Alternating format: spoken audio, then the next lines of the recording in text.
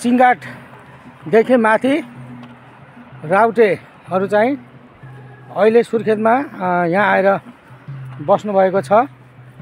तपाईहरु कति भयो यहाँ सरेको? कति दिन भयो यहाँ आएको? कति दिन भयो तपाईहरु यो नयाँ ठाउँमा आएको? 10। ल हेर्नुस्, यो म चाहिँ तपाईलाई राउटेहरूको बस्ती देखाउँदैछु।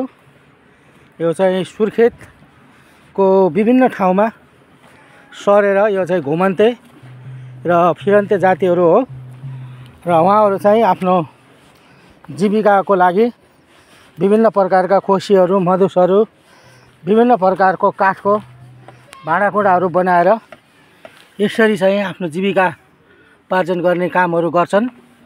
तपाईहरु देख्न सक्नुहुन्छ यो राउटे बस्तीमा म आएको छु। हजुर नमस्ते, के बनाउन लाग्नुभयो? के बनाउने? ए बाल कपाल काट्ने? यो पाल तपाईको पुरानो रहेछ, पाल बनाउन लाग्नुभयो। तपाईँ बुढाबुढी हो? बहिनी हो? बहिनी के हो बहिनीको नाम? हजुर ल यो चाहिँ उहाँहरू यस्तो ठाउँमा बस्नुहुन्छ। यो चाहिँ उहाँहरूको पकाउने खाने ठाउँहरू।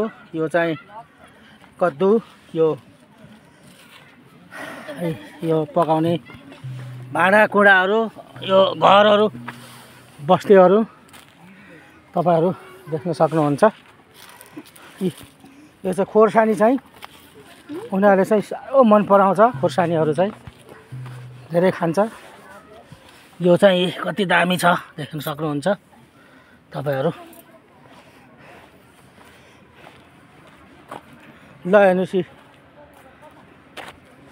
यो चाहिँ घरहरू। ल हेर्नुस्,